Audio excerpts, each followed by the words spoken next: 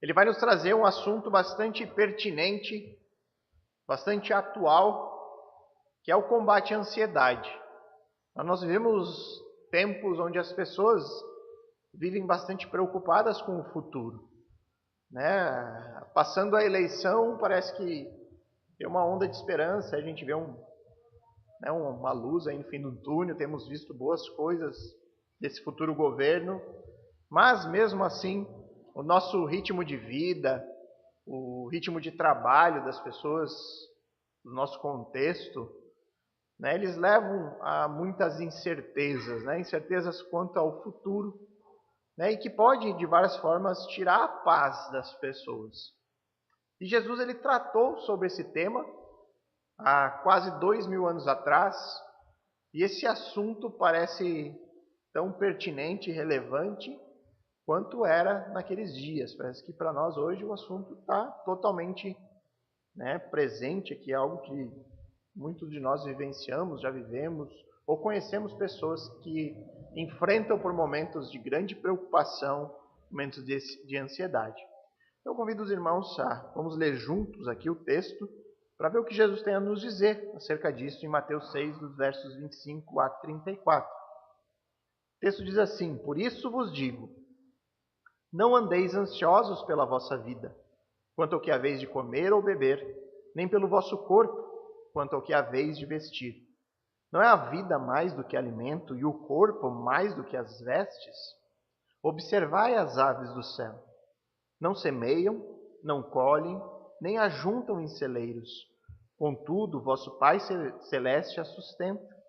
Porventura não valeis vós muito mais do que as aves? Qual de vós, por ansioso que esteja, pode acrescentar um côvado ao curso de sua vida? E por que andais ansiosos quanto ao vestuário? Considerai como crescem os lírios do campo. Eles não trabalham nem fiam. Eu, contudo, vos afirmo que nem Salomão, em toda a sua glória, se vestiu como qualquer deles. Ora, se Deus veste assim a erva do campo, que hoje existe e amanhã lançada no forno, quanto mais a vós outros, homens de pequena fé. Portanto, não vos inquieteis dizendo: que comeremos, que beberemos, ou com que nos vestiremos? Porque os gentios é que procuram todas essas coisas. Pois vosso Pai Celeste sabe que necessitai de todas elas. Buscai, pois, em primeiro lugar o seu reino e a sua justiça, e todas essas coisas vos serão acrescentadas. Portanto, não vos inquieteis como o dia de amanhã, pois o amanhã trará os seus cuidados. Basta ao dia o seu próprio mal. Vamos orar mais uma vez, irmãos. Bondoso Pai, querido Senhor, nós pedimos a Tua direção durante a exposição do texto bíblico, um assunto que é tão atual, é tão presente na vida de tantas pessoas, as preocupações quanto ao futuro, quanto ao dia de amanhã, as diversas ansiedades que muitas vezes levam pessoas, inclusive a adoecerem, passarem por depressões e todo tipo de problema. Que a gente extraia da palavra de Deus esperança, consolo e vida, Senhor. Que o Senhor avive o nosso espírito por meio da palavra, que o Teu Espírito seja concedido a nós, Deus, e nos ajuda, Pai, a realmente confiar em cada vírgula, em cada traço da Sua palavra e das Suas promessas. É o que te pedimos em nome de Cristo. Amém. Irmãos, esse texto, ele finaliza aqui o capítulo 6 do Evangelho de Mateus. Lembrando aos irmãos que nós estamos no Sermão do Monte ainda, né? O maior sermão pregado por Jesus enquanto ele esteve aqui na terra. Ele está registrado dos capítulos 5 até o capítulo 7 de Mateus. E Jesus inicia essa porção aqui, dizendo no verso 25: Por isso vos digo, não andeis ansiosos pela vossa vida, quanto ao que haveis de comer ou beber, nem pelo vosso corpo, quanto ao que haveis de vestir. Não é a vida mais do que o alimento e o corpo mais do que as vestes? Então Jesus inicia dizendo: por isso vos digo. E a pergunta é: por isso o quê? O que ele disse antes que agora ele está falando isso? E a gente precisa lembrar que essa sessão aqui do final do capítulo 6, Jesus está tratando sobre o valor superior que o reino de Deus possui sobre todas as outras coisas deste mundo. né? E além disso, a disposição leal que os seus discípulos devem manter nas suas vidas em relação a este reino.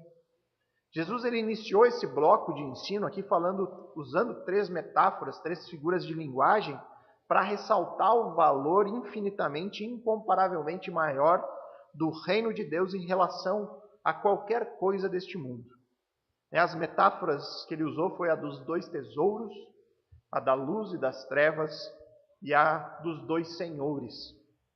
Então a disposição que seu discípulo deve ter é em acumular tesouros no lugar certo, tesouros que não perdem o seu valor, tesouros com valor eterno.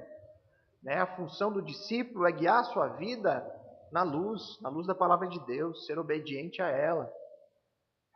O discípulo deve servir exclusivamente ao seu Senhor, o Deus Criador de todas as coisas. Ele não pode dividir a atenção com outras coisas. E é por causa dessa atitude, uma atitude que é peculiar entre aqueles que seguem a Jesus, entre os discípulos de Jesus, a atitude de valorizar aquilo que de fato tem valor eterno. Ele vai dizer isso: não andeis ansiosos pela vossa vida, quanto ao que haveis de comer ou de beber, nem pelo vosso corpo, quanto ao que haveis de vestir. É importante a gente entrar um pouquinho no contexto histórico aqui.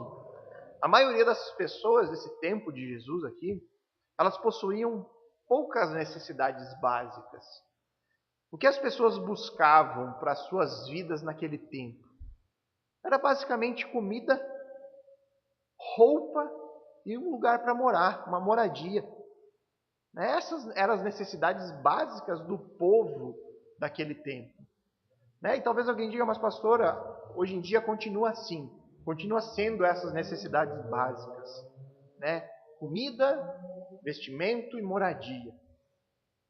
Será mesmo, irmãos, que nos nossos dias é só isso que a gente tem como básico, é só isso que a gente almeja para a nossa vida? Nos nossos dias as pessoas acham que precisam muito mais do que de fato elas precisam. Hoje em dia, quem realmente quer só essas coisas, As pessoas querem um carro do ano, as pessoas querem ter acesso à internet, ter um celular legal. Parece que as necessidades básicas estão muito além do que essas do contexto de Cristo. E talvez por isso, irmãos, por nós vivermos um tempo onde a gente acha que precisa mais do que de fato a gente precisa, esse talvez seja um dos motivos que levem tantas pessoas a sofrerem com ansiedade e com preocupações excessivas. Jesus ele apresenta essas preocupações básicas daquele tempo aos seus discípulos e aí ele acrescenta a informação: não é a vida mais do que alimento e o corpo mais do que as vestes? Então, de cara aqui, Jesus está nos apresentando o princípio que vai guiar toda a sua argumentação aqui nesse texto. Você está preocupado em manter a sua vida no que você vai comer amanhã? E aí Jesus diz, mas não é a vida mais do que o alimento? Ou seja, você já tem o que é mais importante, que é a vida. Deus deu você a vida. Por que você vai se preocupar com as questões menores, sendo que Deus já fez o mais importante?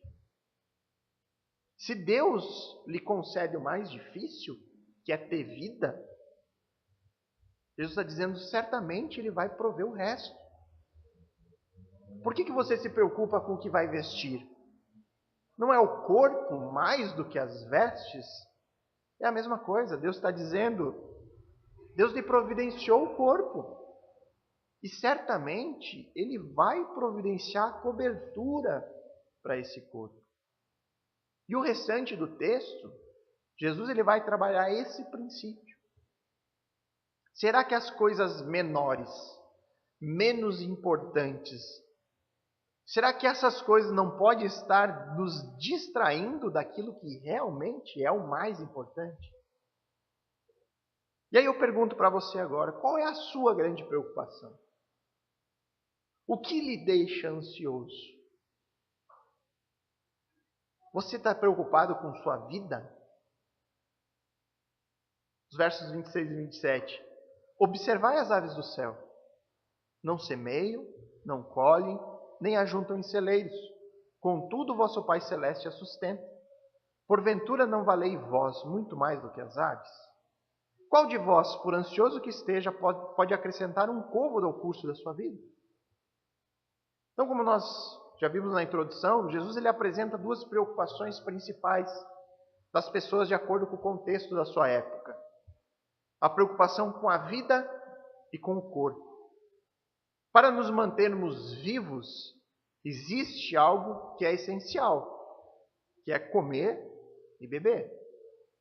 Sem alimento e sem água, o corpo padece. Essa era a grande preocupação para as pessoas no tempo de Jesus. O alimento, ele não podia ser comprado em supermercados. As pessoas não tinham, estão precisando de alguma coisa, vamos ali, o mercado é logo ali, vamos lá pegar tudo que a gente precisa de alimento, comprar uma cesta básica. Não. Da mesma forma que a água, ela não saía em torneiras nas casas das pessoas. O alimento era produzido com muito suor, com muito trabalho. Para produzir o alimento, eles dependiam não só da sua força, mas da chuva no tempo certo. Eles dependiam que as pragas não atacassem as suas plantações. Eram tantos fatores externos que precisavam colaborar para que o alimento fosse produzido em uma quantidade suficiente. E com a água não é diferente. Não havia água encanada. As pessoas naquele tempo tinham que ir até um poço, até algum local que houvesse aquela água, coletar aquela água em grandes tachos, e trazer para suas casas. Era algo difícil. A gente não tem noção disso. Talvez a gente tenha que olhar para o povo lá do Nordeste, lugares mais carentes, que ainda enfrentam essas dificuldades que para nós não é nenhuma. Nós vamos lá na torneira de qualquer cômodo, da cozinha, do banheiro, e tem água ali à vontade, potável, pode beber. Naquele tempo não. E aí você basta lembrar também de uma história, quando Jesus foi falar com a mulher samaritana lá no poço. Jesus oferece para aquela mulher uma água que quando fosse tomada, a mulher nunca mais teria sede. E a mulher fica extremamente interessada naquela oferta. Por que ela fica interessada? Porque ela pensou que ela nunca mais ia ter o trabalho de ir até o poço coletar água. Eu quero essa água, não vou mais precisar estar vindo aqui todo dia coletar, trazer, carregar para casa. E nós poderíamos aqui acrescentar, em relação à preocupação excessiva com a vida, questões que também provavelmente existiam no tempo de Jesus e que são muito comuns no nosso dia, muito mais do que talvez a preocupação que a gente tenha com água e com comida, que é o medo da morte, a incerteza do que vai acontecer. Pessoas que enfrentam determinadas enfermidades, elas tendem a ficar ansiosas com as consequências daquela enfermidade. Pessoas próximas a outras pessoas que estejam enfrentando doenças também podem ficar extremamente preocupados, ansiosos com o que vai acontecer com aquela pessoa querida. Você encontra pessoas sofrendo de depressão profunda por conta de preocupações, por conta de dúvidas do que vai acontecer, diversos problemas que afetam a alma humana. Síndrome do pânico. Existem tantas coisas, que são preocupações e ansiedades que se transformam em doenças. Então, há uma enormidade de questões que a gente poderia colocar aqui. Mas o que Jesus diz sobre isso? Ele diz, se você está ansioso sobre alguma dessas questões, com preocupações acerca da sua vida, ele diz, faça isso. Observai as aves do céu. Ele diz, tire por um instante os olhos do problema, tente desligar da sua preocupação, esqueça a sua preocupação por um instante e coloque os seus olhos na revelação geral de Deus. Deus ele se revelou de uma maneira geral a todos os homens por meio da sua criação. Por meio da natureza a gente pode conhecer a Deus. E é o que Jesus diz. Aprenda sobre Deus observando a criação. Ele diz, observai as aves do céu. Elas não semeiam, não colhem, nem ajuntam em celeiros. Contudo, vosso Pai Celeste as sustenta. E algum desavisado aqui poderia achar que esse versículo é um convite para a ociosidade. Olha aqui, Deus está dizendo que eu não preciso nem trabalhar. Porque se Ele sustenta o passarinho que não trabalha, Ele vai me sustentar também. De forma alguma, irmãos. O que Jesus está dizendo aqui é, observem as aves. Elas não plantam como você planta.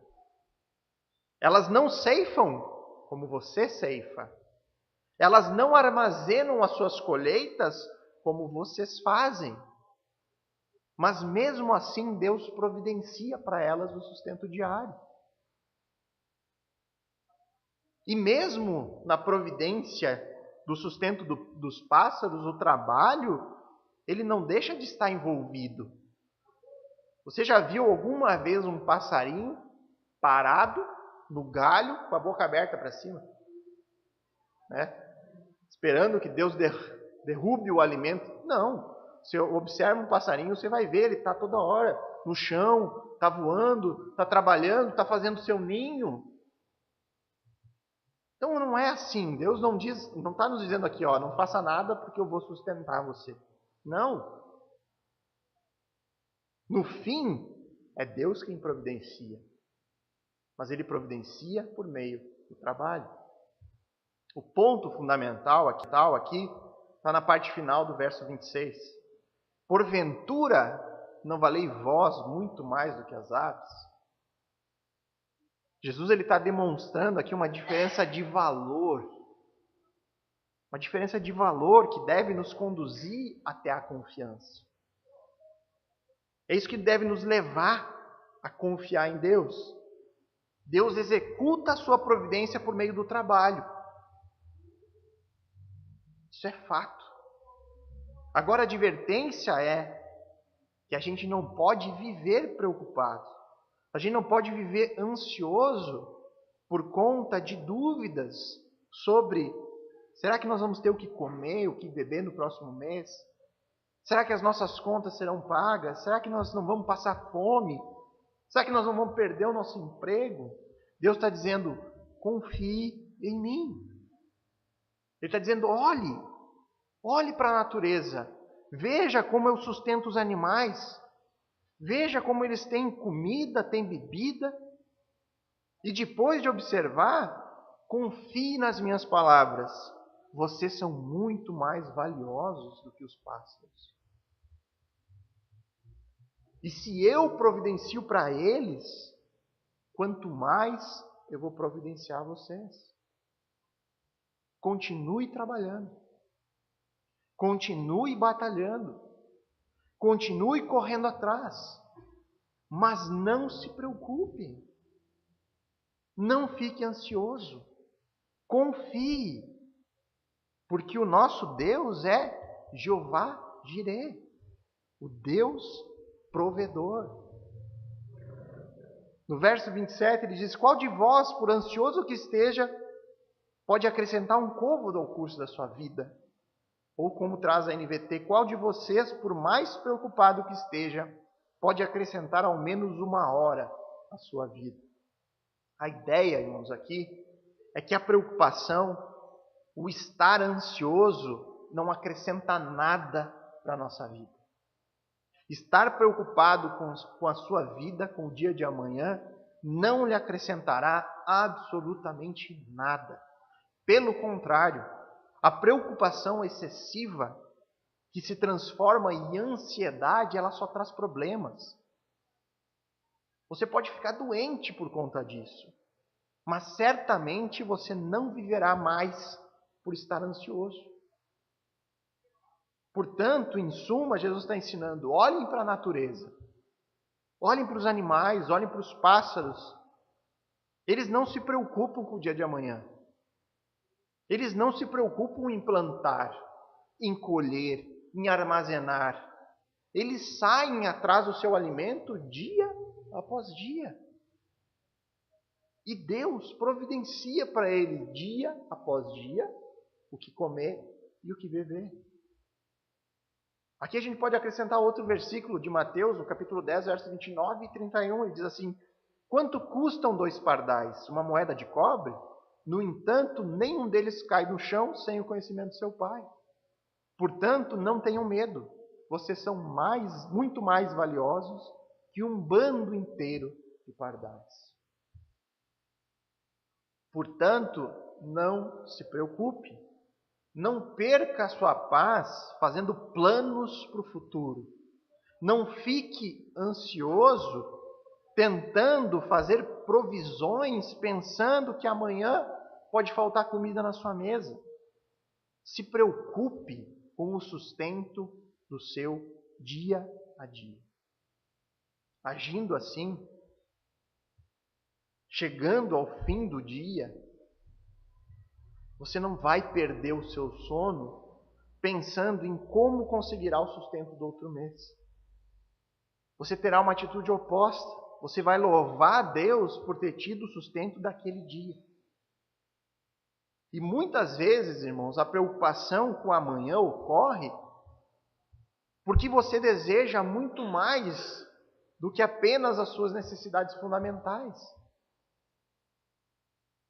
Às vezes nós perdemos o sono pensando no amanhã porque nós gastamos hoje mais do que eu tenho para o amanhã. Nós gastamos mais do que podemos. Às vezes nós perdemos o sono porque nós queremos trocar de carro. Porque nós queremos fazer a viagem dos sonhos e você não vê como poder fazer, não tem dinheiro, não vê como. Porque a gente quer vestir sempre as melhores marcas, as melhores roupas. Às vezes a preocupação vem não porque a gente está pensando que não vai ter o que comer amanhã, mas porque a gente quer mais do que de fato a gente precisa. E esse é um assunto do qual nós devemos trabalhar na nossa maneira de pensar, mudando os valores, principalmente em uma época de tanto consumismo. Nós temos que vigiar muito nisso aqui, porque é muito, mas muito fácil errar aqui. Você entrar numa profunda preocupação por coisas que você nem de fato precisa. Eu não sei, irmãos, o que pode estar lhe deixando ansioso ultimamente. Eu não sei o que pode estar lhe tirando a paz. Eu não sei nem se há alguma coisa que lhe preocupa. Se tem algo que lhe tira o sono. Talvez coisas que até atrapalham a sua vida espiritual. O que eu sei, irmãos, é que você precisa confiar nas palavras de Deus. Confiar nessas palavras de Jesus. E eu também sei que o pecado ele pode nos atrapalhar nisso. A nossa confiança muitas vezes pode vacilar. E aqui eu gostaria de falar algo que diz respeito à fé salvadora. Aquela fé que realmente transforma vidas. Porque os princípios para a fé salvífica se aplicam em questões secundárias, como em como encontrar a confiança. Qual é a diferença entre alguém que diz que acredita em Jesus, alguém que fala, não, eu creio em Jesus, mas que na vida você não encontra indício nenhum de que aquela crença é verdadeira, você não encontra mudança na vida da pessoa, ela fala como se fosse cristão, mas ela não age como se realmente fosse. E eu vou trazer a diferença, o porquê que isso ocorre. A fé salvífica ela tem 3 aspectos. O primeiro, o conhecimento de uma informação. Então, para você ser salvo, você precisa conhecer uma informação, que é o Evangelho. Você tem que saber sobre Jesus, o que ele veio fazer nesse mundo, que ele morreu, que ele ressuscitou. Você tem que saber sobre o pecado. Essas questões são fundamentais para que você conheça o Evangelho. Então, há aqui uma informação que vocês precisam conhecer. O segundo ponto para a fé salvadora é a aceitação mental dessa informação. Você precisa crer nisso. Você precisa acreditar que isso é verdade. Você precisa acreditar que você tem pecado, né, que você caiu e que você precisa de um Salvador na sua vida, e esse Salvador é Cristo. E a terceira, o aspecto da fé salvífica, é a confiança. Você precisa confiar nessa informação. Ou seja, muitas pessoas ficam no passo 1 e 2, mas nunca chegam no passo 3. Você pode ouvir o Evangelho, você pode acreditar nessa mensagem, mas nunca de fato confiar nela. Porque é a confiança que vai te levar a viver de acordo com a informação que você diz acreditar. Esse processo, esses 3 aspectos da fé salvadora, aspectos que nos levam a uma fé verdadeira, eles se aplicam também em questões secundárias, como nas questões da ansiedade e da preocupação excessiva. Você está extremamente ansioso com alguma coisa, mas agora você tem uma informação de que Deus cuida de você, de que Deus te sustenta, que você é mais valioso do que o restante da criação e que se Deus alimenta a sua criação, Ele não vai deixar faltar nada a você. Deus providencia o nosso sustento diário. Então você sabe disso agora. A partir desse momento, você precisa acreditar que essa é uma informação verdadeira. E aí o terceiro ponto é você confiar nisso. E qual que é a evidência de que você confia? A evidência de que você acredita nessa informação é que você passa a descansar no Senhor e a ansiedade vai embora. Eu vou continuar trabalhando esse conceito nos próximos pontos. Agora eu refaço a pergunta. Qual a sua grande preocupação? O que tem lhe deixado ansioso? A segunda causa de preocupação que Cristo alista aqui é quanto ao corpo, dos versos 28 a 30. Ele diz: E por que andais ansiosos quanto ao vestuário? Considerai como crescem os lírios do campo. Eles não trabalham, nem fiam. Eu, contudo, vos afirmo que nem Salomão, em toda a sua glória, se vestiu como qualquer deles. Ora, se Deus veste assim a erva do campo, que hoje existe e amanhã lançada no forno, quanto mais a vós outros, homens de pequena fé. Nesse segundo exemplo de preocupação que nós podemos ter, Jesus nos chama novamente a observar a revelação geral de Deus. Ele diz: considerai, ou seja, observem atentamente como crescem os lírios do campo. E aqui onde é traduzido como lírios do campo, ele pode, na língua original, significar qualquer flor silvestre que havia naquele tempo na Galiléia. Tem alguns comentaristas que sugerem um tipo de flor específica, que é chamado de anêmonas, né, onde a cor dessas anêmonas são um vermelho bastante intenso, e a cor dessa flor levaria as pessoas a lembrar das vestes reais de Salomão. Não teria sido essa a intenção de Cristo, trazer à memória a questão das vestimentas do rei Salomão. Mas, de qualquer forma, o cerne da argumentação de Jesus é praticamente o mesmo do ponto anterior. Os lírios do campo, eles não trabalham nem fiam. Eu, contudo, vos afirmo que nem Salomão, em toda a sua glória, se vestiu como qualquer deles. Então ele diz: olhem para a natureza criada, olhem para a diversidade de cores, olhem para as belezas que Deus criou. Se Deus, na sua providência, Ele possui um cuidado tão grande com as belezas naturais, se Deus se preocupa em manter belas as paisagens, se Deus se preocupa com a beleza de coisas perecíveis, afinal de contas, quanto tempo dura uma flor? Ora, se Deus veste assim a erva do campo, que hoje existe, amanhã é lançada no forno, quanto mais a vós outros. Então, depois que passava a estação das flores, aquelas flores secavam e elas eram recolhidas para se usar como combustível. O combustível era algo também escasso naquele tempo, né? Eles lançavam nas fornalhas para alimentar o fogo daquele tempo. E aí, ao final do verso 30, vem uma crítica que Jesus faz aos seus discípulos. Ora, se Deus veste assim a erva do campo, que hoje existe e amanhã é lançada no forno, quanto mais a vós outros, homens de pequena fé. Se as preocupações com o corpo, com questões temporárias, como roupa, casa, carro, viagem, tudo aquilo que nos envolve neste mundo, e aqui você pode incluir qualquer coisa, qualquer tipo de patrimônio que você deseja conquistar, né? Qualquer coisa que tenha lhe deixado ansioso ultimamente, o diagnóstico de Jesus, para quem se preocupa com questões temporárias, é que essa pessoa sofre de uma doença chamada de pequena fé. E qual é o motivo dessa crítica de Jesus? É só olhar a argumentação dele até aqui.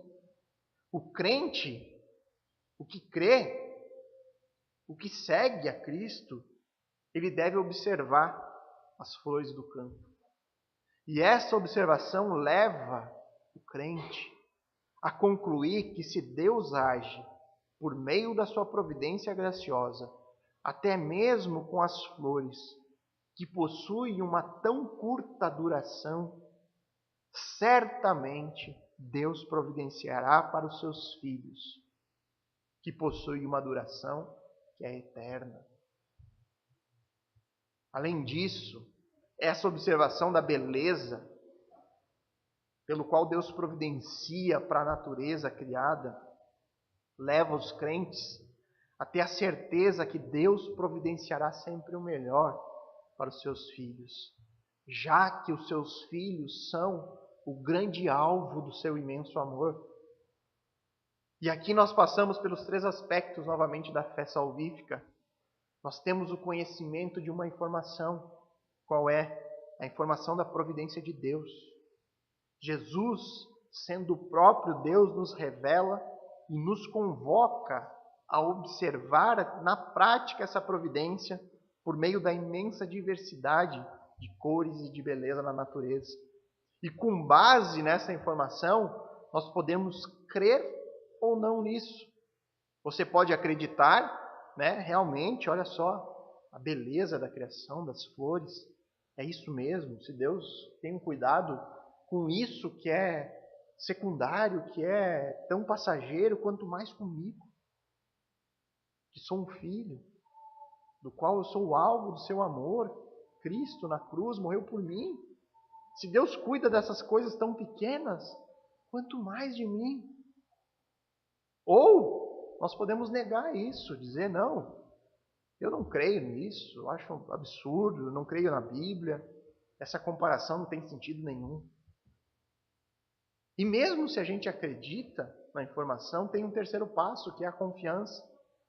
Ter fé não é apenas aceitar a informação como algo verdadeiro, não é só fazer uma aceitação mental. A crença verdadeira, ela se expande para a confiança. Quando você crê de fato, você confia nisso. E havendo confiança, a ansiedade desaparece. Portanto, segundo a palavra de Deus, segundo as palavras de Cristo aqui no Sermão do Monte, a origem da ansiedade é a descrença. E talvez isso chegue duro aos nossos ouvidos. Talvez seja pesado ouvir isso. E talvez seja duro porque muitas vezes a ansiedade bate na nossa porta. A preocupação está ali nos incomodando. E aí você vê Jesus mostrando que se nós sofremos com isso, a nossa fé é muito pequena.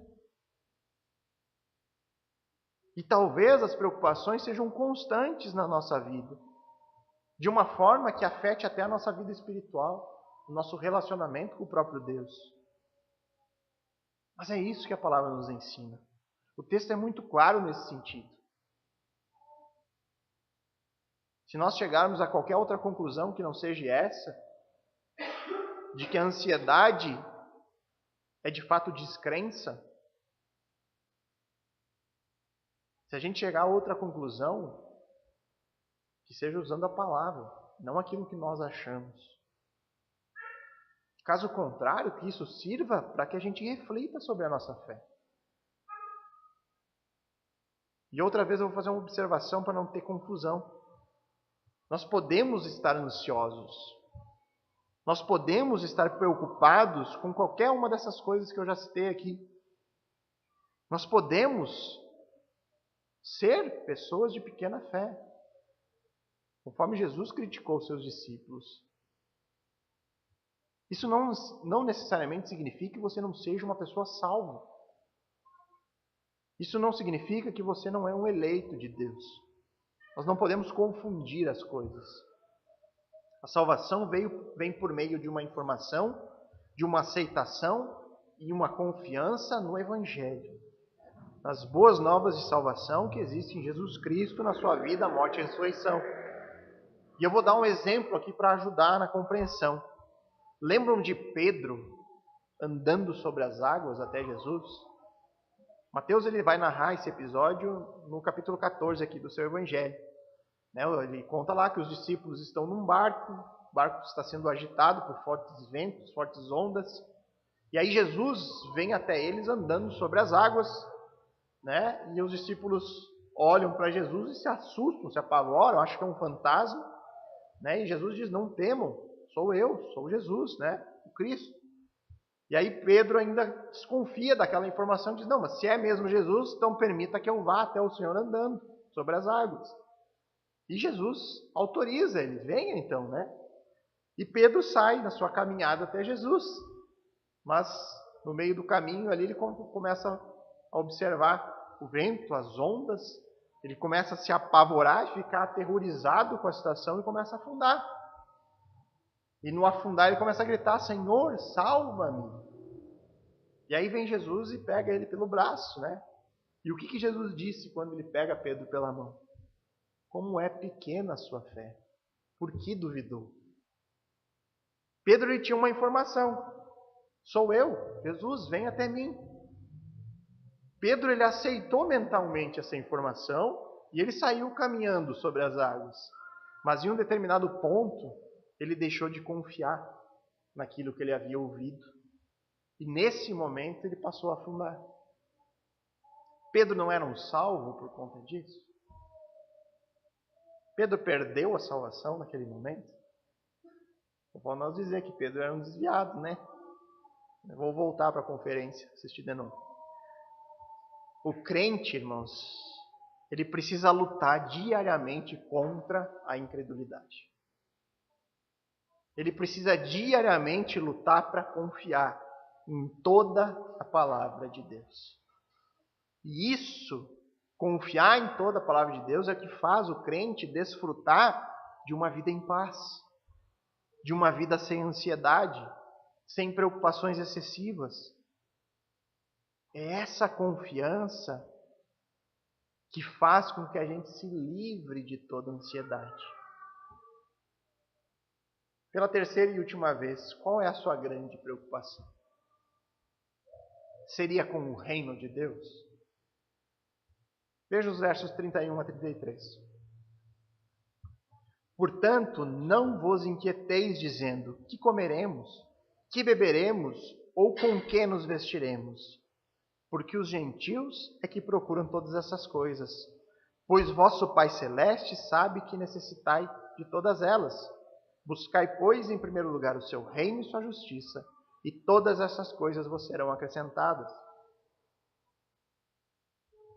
Portanto, agora que vocês já observaram a revelação geral de Deus por meio da natureza, agora que vocês já verificaram a divina providência para com os animais, para com as plantas, esses seres da criação de Deus que são menos importantes do que vocês são, não fiquem preocupados. Não se tornem ansiosos, questionando a todo momento o que nós vamos comer, o que vamos beber, como que vamos obter o nosso sustento, o que vai ser de nós amanhã. Jesus, então, ele traz um motivo pelo qual isso não deve acontecer dentro do povo de Deus. Ele diz, porque os gentios é que procuram todas essas coisas. Vocês conseguem perceber o peso desse argumento? Quem eram os gentios?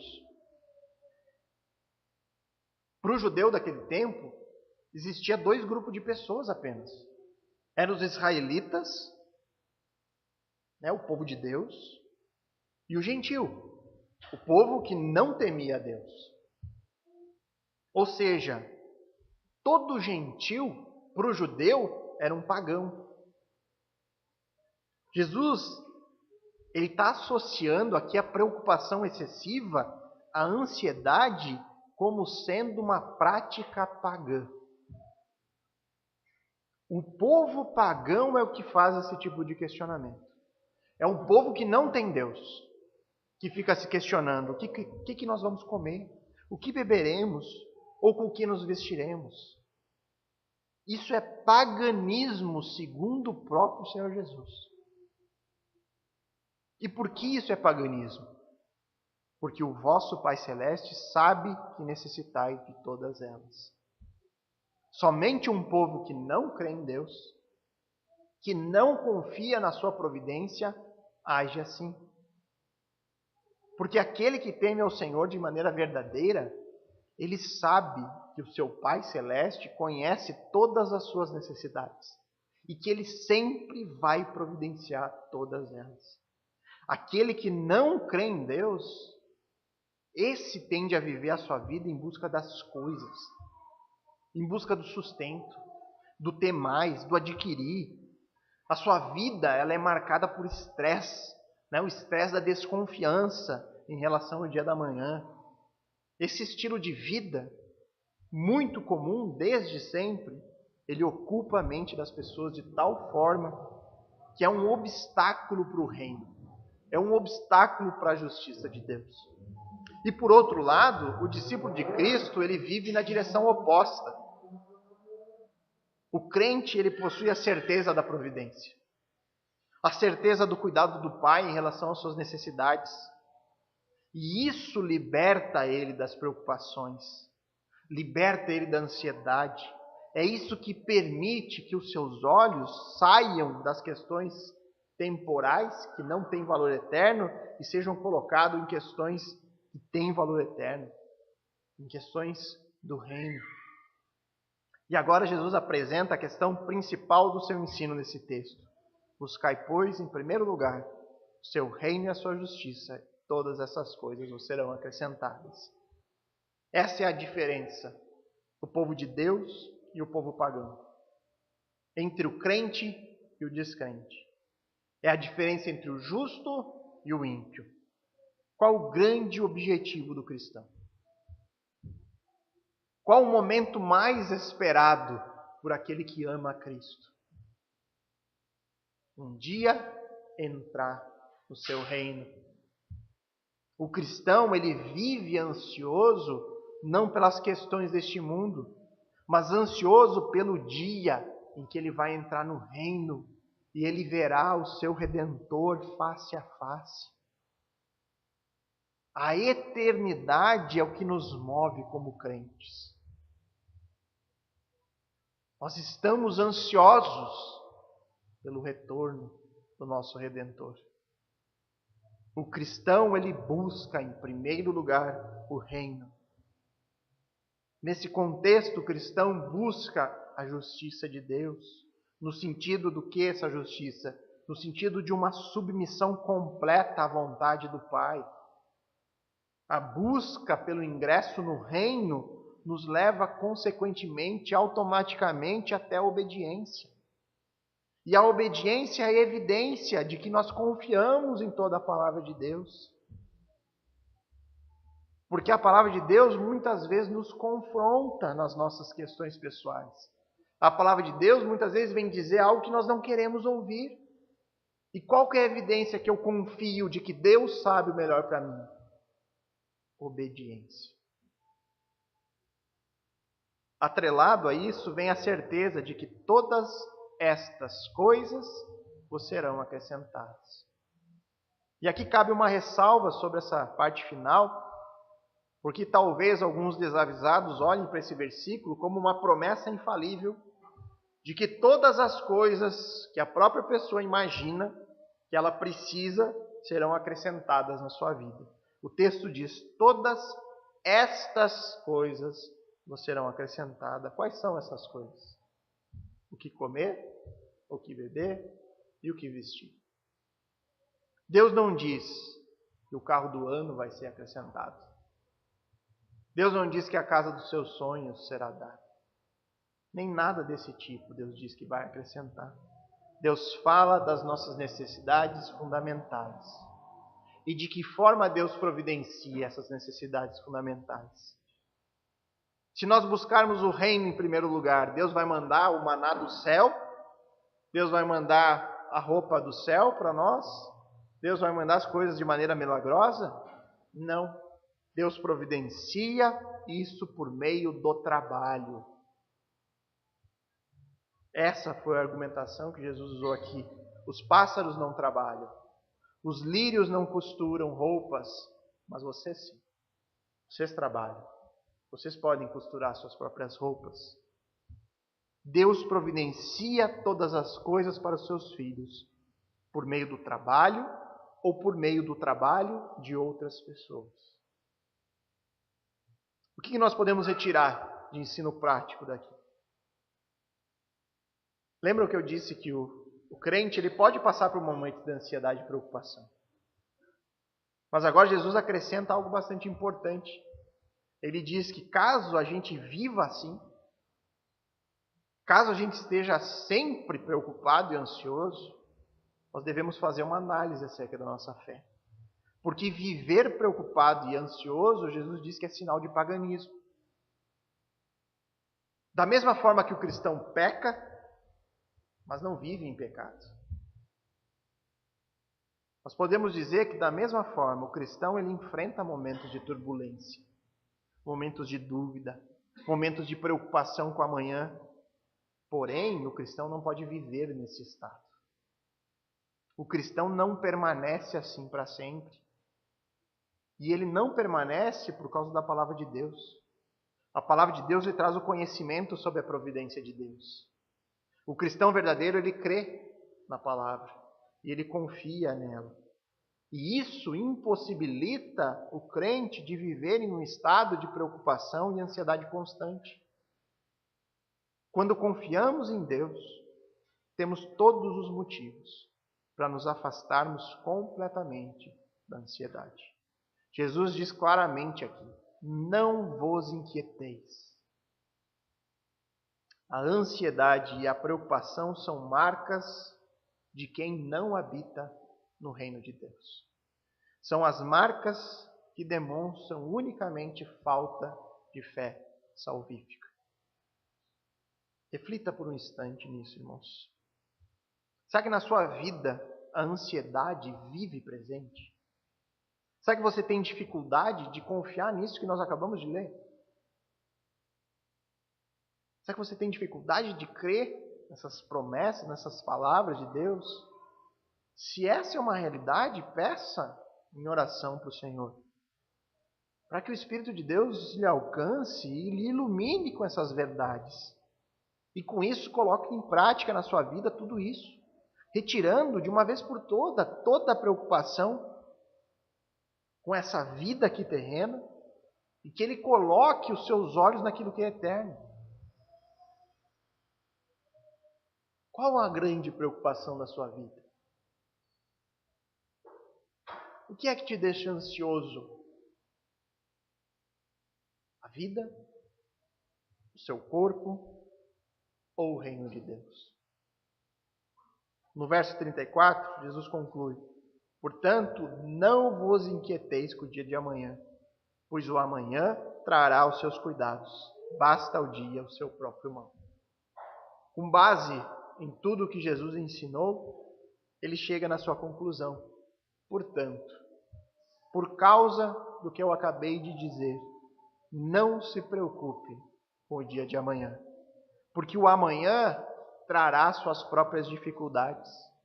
Viva um dia de cada vez. Jesus já disse claramente que a preocupação excessiva com o futuro é sempre ruim. E sem sentido algum se você acredita fielmente na providência de Deus para a sua vida. Não faz sentido você se preocupar. Nós devemos ter a preocupação com o dia de hoje. Mas, no dia de hoje, nos preocuparmos, em primeiro lugar, em buscar o reino de Deus e a sua justiça. E talvez nisso fique a dúvida: como que eu posso obter o meu sustento através do trabalho e ao mesmo tempo buscar o reino de Deus e a sua justiça? A resposta, irmãos, para isso é muito simples. Submeta o seu trabalho a Deus. Isso é buscar o seu sustento diário, tendo o reino como prioridade. Trabalhe como quem trabalha ao Senhor. Qual a sua motivação ao trabalhar? Ser reconhecido pelo seu trabalho? Ter prosperidade? Adquirir mais bens? Você deve trabalhar de uma maneira que honre a Deus. E como fazer isso? Através da sua dedicação, sendo um trabalhador esforçado, trabalhando duro, através da sua honestidade, em um contexto de tanta corrupção que aflige todas as camadas da sociedade, você fazer diferença por meio de uma atitude honesta e tendo como objetivo o seu sustento básico.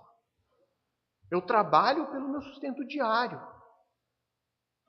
Porque se você fizer dessa forma, todo o extra que for adquirido, se vier o reconhecimento pelo seu trabalho, se as pessoas reconhecerem você como um bom profissional nessa área, se a prosperidade vier por conta do seu trabalho duro, você fazendo isso para o reino, tendo como objetivo o sustento básico, todo o resto virá e você vai glorificar a Deus por isso, e não a si mesmo, não os seus próprios esforços. Você vai pensar até mesmo na maneira de gastar a sua prosperidade de uma maneira que glorifique a Deus. Trabalhe um dia de cada vez. Quando o amanhã chegar, o amanhã trará suas próprias dificuldades. O amanhã trará suas próprias lutas. Não se preocupe com isso na véspera. Se Deus nos supriu e nos deu força para o hoje, Ele certamente nos suprirá e nos dará forças para suportar o amanhã também. Como diz em Lamentações, capítulo 3, versos 22 e 23, o amor do Senhor não tem fim. Suas misericórdias são inesgotáveis. Grande é a sua fidelidade. Suas misericórdias se renovam cada manhã. Quantas manhãs você já viveu até hoje? Se for eu, já foi várias, né? Tem uns irmãos mais novos aí que não foram tantas. Agora pense, quantos dias da sua vida, quantas dessas manhãs Deus lhe deixou sem a sua providência? Quantos dias você não teve o essencial? Quantos dias da nossa vida nós não tivemos a providência de Deus? Nenhum dia. E por que ainda nós duvidamos? Pense, irmãos, aquilo que nós mais precisamos na nossa vida. Qual é a coisa mais importante para nós? É a salvação. Não há nada mais importante que a salvação. E Deus, Ele providenciou algo que era impossível para nós. Nem o nosso trabalho nos faria alcançar a salvação. O sustento nós conseguimos por meio do trabalho, a salvação não tinha nem como. E Deus providenciou Cristo. Providenciou que a segunda pessoa da Trindade viesse a esse mundo, vivesse como homem, morresse e ressuscitasse. E isso abriu um caminho de reconciliação entre nós e Deus.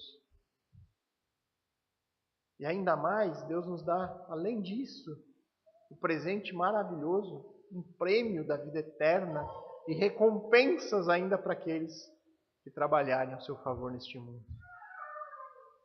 O mais difícil Deus já fez por nós. Basta nós tomarmos posse disso. Basta nós nos apropriarmos e nos unirmos a Cristo. E aí nós desfrutaremos de bênçãos infinitas e eternas. Por que andar ansioso com a nossa vida, com o nosso corpo? Nós devemos andar ansiosos pelo dia em que Cristo retornará e consumará o seu reino neste mundo. Portanto, confie. Confie sempre. Deus não nos deixou um único motivo para nós duvidarmos da sua palavra. A confiança em Cristo, a confiança no Senhor e nas suas promessas, esse é o antídoto contra toda ansiedade e preocupação. Vamos orar.